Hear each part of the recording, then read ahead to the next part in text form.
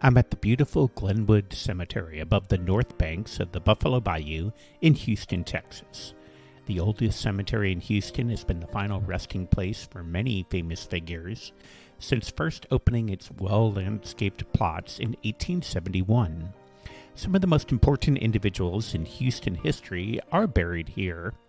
But for this episode of the History Graveyard YouTube channel, we'll be looking at the burial site of aviation and cinema pioneer Howard Hughes Jr.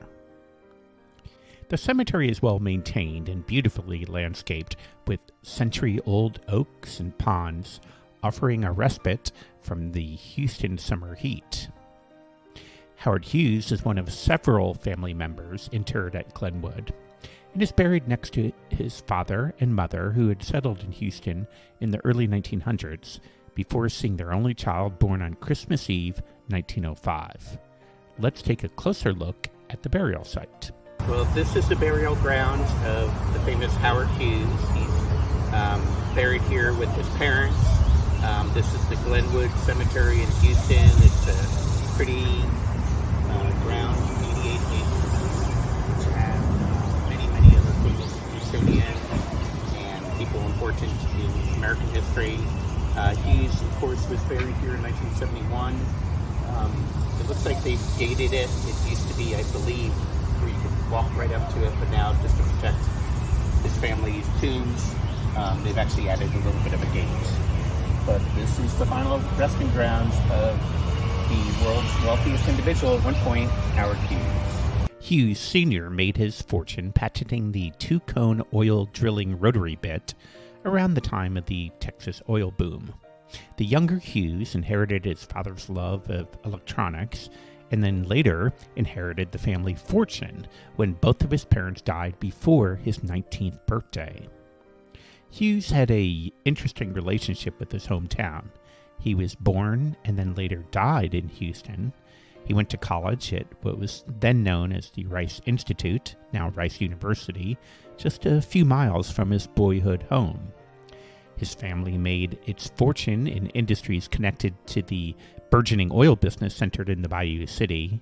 Yet despite all of that, he couldn't wait to leave the city, as a lifelong fear of diseases and his OCD dependencies drove him away quickly from Houston's high humidity and the mosquito-borne diseases it typically carried.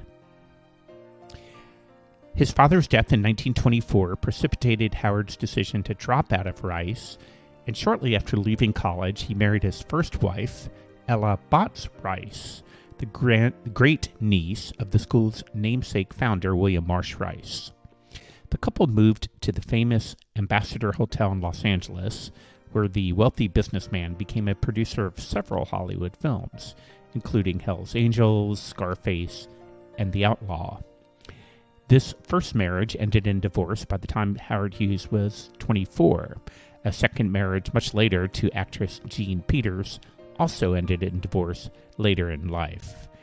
Between those two marriages, Hughes was known as a playboy and was associated with many famous Hollywood celebrities. As one of the wealthiest men of his generation, Hughes' story, with all its peculiarities, has been well documented. If you want to learn more about the young Hughes and his life in Hollywood and the aviation industry, you can't go wrong with the 2004 film The Aviator by Martin Scorsese, where Leonardo DiCaprio plays the multimillionaire in a 20-year period between 1927 and 1947. And if you're more interested in the stranger behaviors that an aging Hughes dealt with, as well as his 1976 death, the 1980 imaginative Melvin and Howard offers Jason Robards as a late and reclusive businessman, while telling the tale of his likely fictional meeting with a young gas station owner in the Las Vegas desert.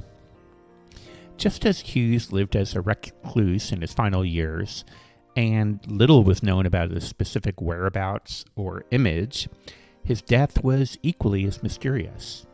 It's likely that the 6'4" Hughes weighed only about 95 pounds as of April 1976, and then he died in what was later determined to be kidney failure en route to Methodist Hospital in Houston. For a man whose life centered around aviation and airplanes, and included the miraculous survivals of 4 very violent plane crashes, one can't avoid the irony that Hughes died on a plane as he was being flown from his Acapulco, Mexico hotel to the city where he was born. In a life of ironies, a man who gained fame partially for his ability to create moving images that were seen by millions, yet a man who lived in his final years completely removed from public sight. There is one final aspect of Hughes's life and death that brings his unique story full circle. As mentioned earlier, the family plot where Hughes and his parents at Glenwood Cemetery reside is now fenced off, so the man who famously secluded himself from people and germs for most of his adult life now rests in peace, protected from close intrusion in death as well. If you're near downtown Houston, it's well worth the visit to the Glenwood Cemetery to contemplate some of the legacies left behind by Howard Hughes.